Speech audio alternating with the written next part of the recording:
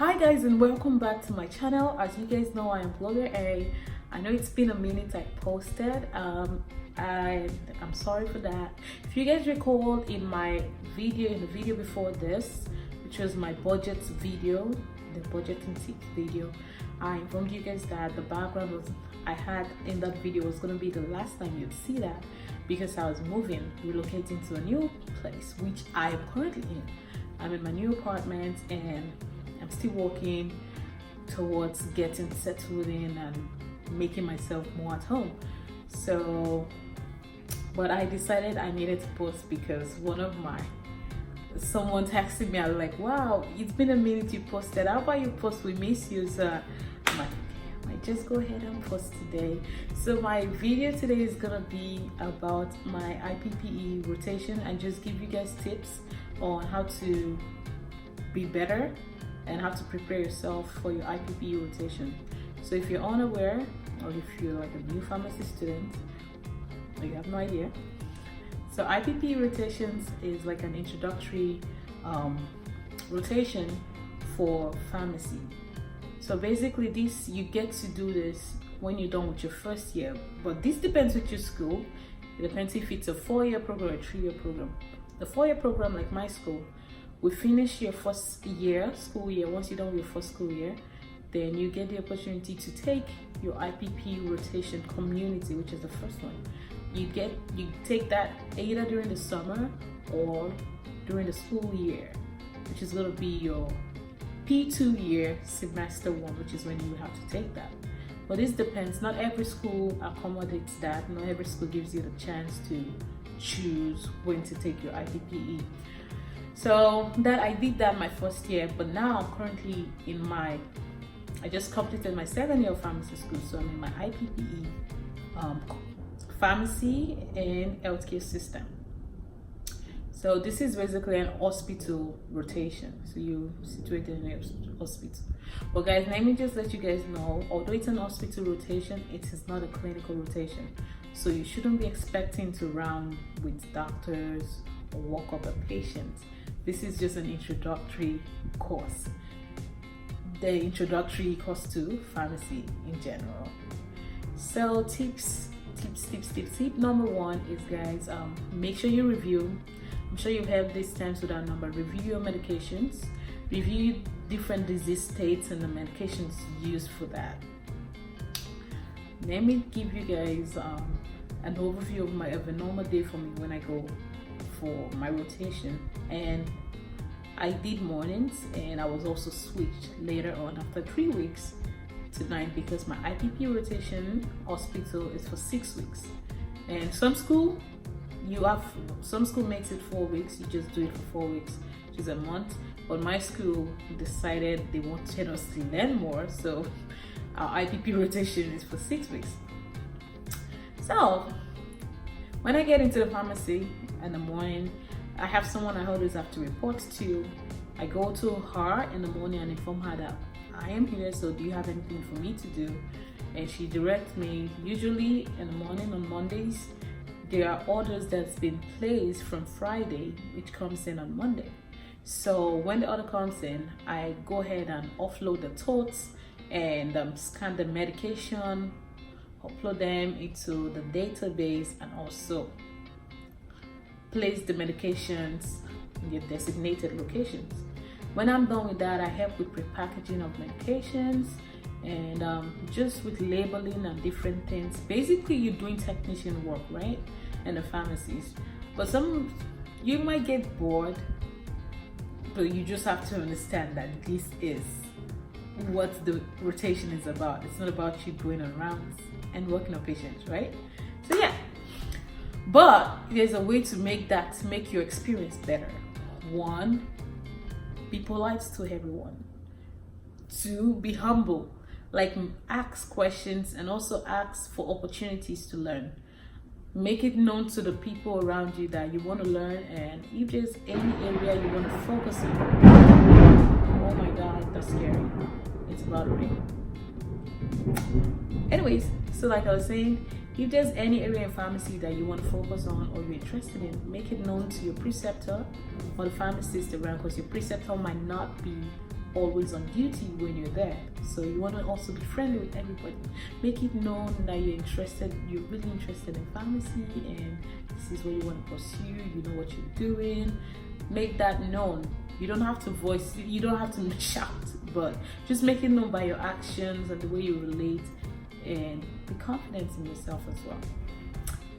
So another thing, you guys, you have to review. I think I said that already, but reviewing everything you were taught on medications. So your pharmacology, your pharmacodynamics, your pharmacotherapy, guys, you want to review that and be on top, guys. Be on top of things. I did not review before going to my rotation, and I felt it because we're informed, although it wasn't really emphasized. But yeah, we're informed that we had to review before going for rotations, and I think it's just common sense. Just to refresh a little bit before going in. So I had an encounter with the pharmacy director of my site, and guys, I messed up. So I was asked a question about a particular medication which I know, which I've seen a couple of times, I've heard of, I was taught about.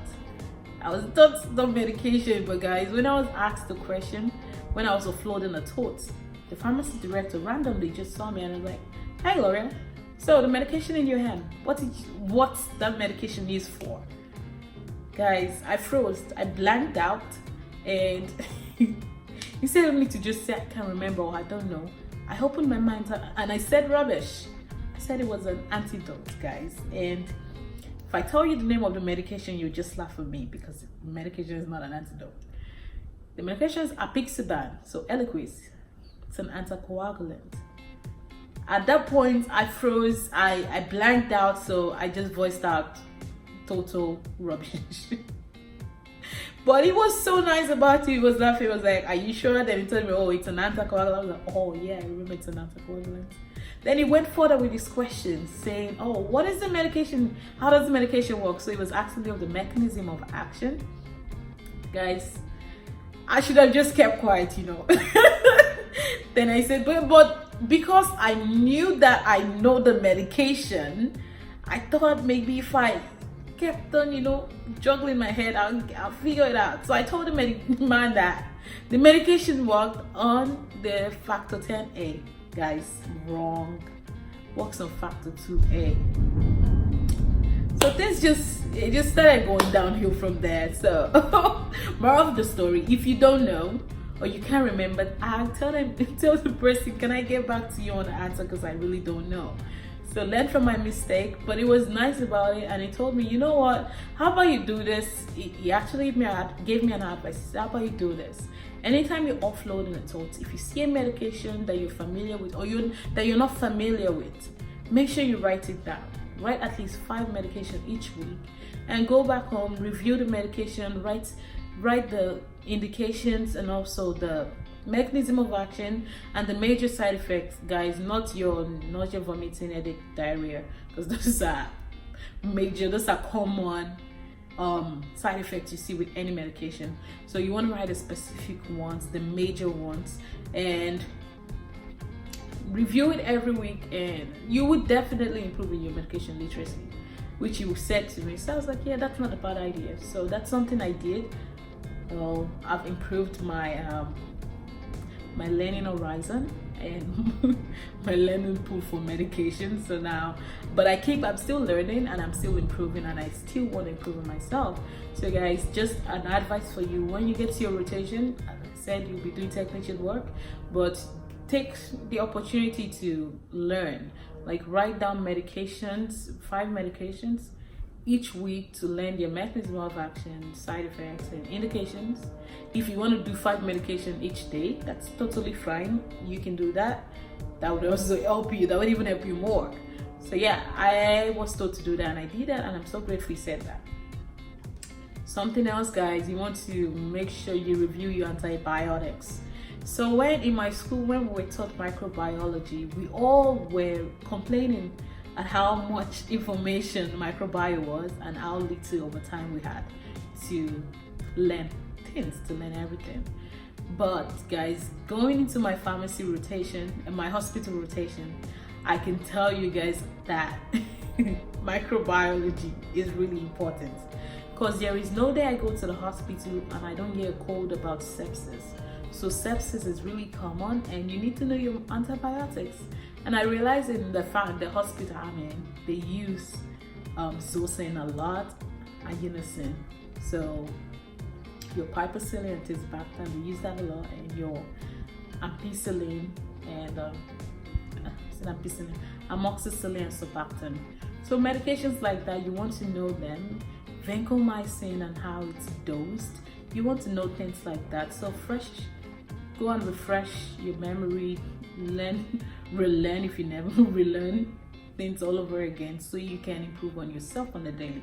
We have students till we die, guys. We would always have to learn things, and the earlier the better. So that's that. Ensure that you review, guys. Review.